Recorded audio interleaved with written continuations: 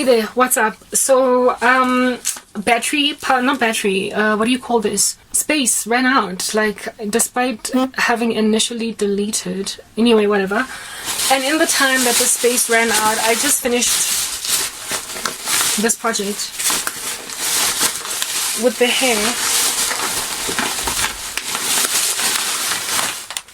I did the one batch. I've got 2 other batches to go, but I just want to finish this story. And if I'm not busy concentrating on other things with my hands, that's what's good, then we'll finish it. I don't know where I ended off, because like literally I've lost my bearings, but I think we'll find them again. I made mention of the fact that I was given 500 rands a month.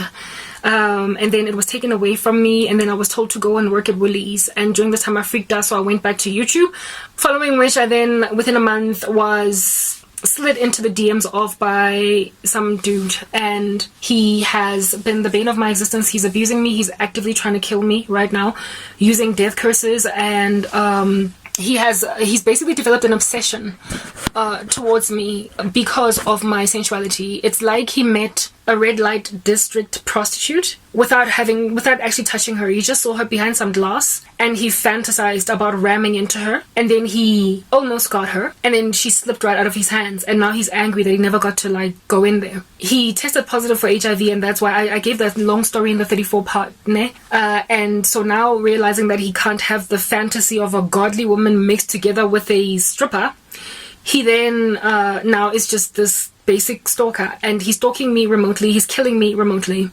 I don't know how many times. So there was this celebrity in this country that passed away. I forgot her name, Mposbanbani, but she's acted in a show called How to Ruin Christmas. Yeah. So if you're in South Africa, you would know who I'm talking about. She doesn't have any hair. She's bald. She was a bald-headed girl. And she died. She passed away under mysterious circumstances. Like, she was obviously beaten up. She was obviously hurt. Like, there were visible signs of trauma on her body. Like, she had bruises and stuff. And she was found laying flat on her bed with her face down, right? And she was found this way by her dad. Her father is the one that found her, right? There was obviously foul play there because of the evidences on her body.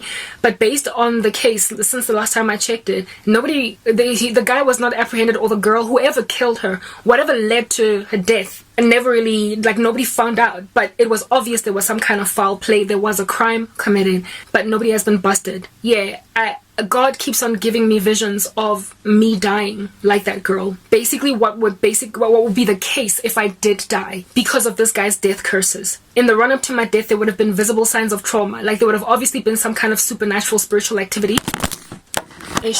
My phone is hanging on by a thread because it's sitting on the bum on a charger. I don't have a stand and anything. Well, I do actually have a stand, but it's like back there. But if I had got a stand, I'd have to put it back there. Anyway, whatever, let's just hope it stays this time.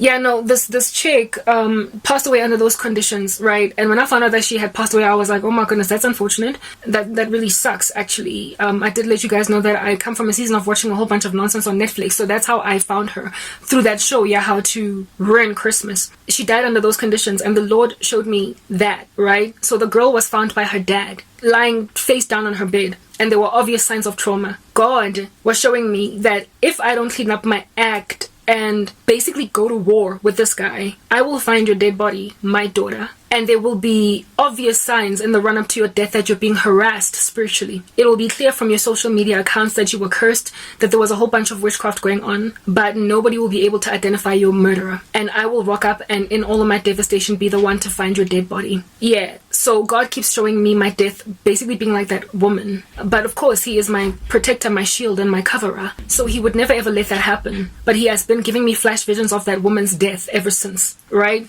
Yeah, that's basically what's going on here. This guy is actively trying to kill me, and the last 34-part series that I did, I literally said, guys, SOS, there is a man trying to kill me right now. Like, literally, he's the last dream I had about him was about 2 nights ago. Not 2 nights, I get dreams about him every night. But the last really violent dream that I got about him was about 2 nights ago, where, you know, when a person is punching a person, like on the floor, that's already unconscious. I had a dream of this dude just punching somebody on the floor and they were already unconscious. They like stop.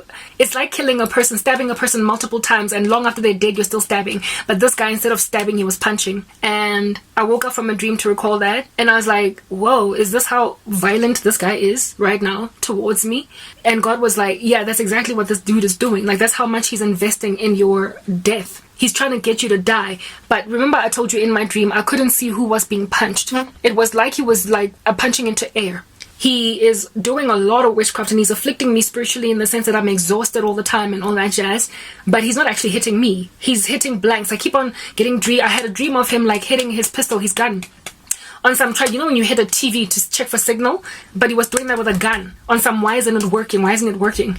Just this morning, I woke up seeing him, having recalled a dream where he was sitting in a corner, very small. He was a tiny little man, and he said to himself, "She's not dead. She's not dead." Witchcraft has a sell-by date. People who practice witchcraft, like the occult, who have come out of the darkness, who have done death curses, they often speak about how it is that a person has to die from within a certain range of time after they have cast their spell. And if they don't die by that time, then something is covering them, something is protecting them. Well, from what the Lord has shown me, the frame within which I was supposed to die has progressed. How does this guy know I'm not dead? He's checking out my YouTube channel. And when I upload content, well, obviously I am not dead, right?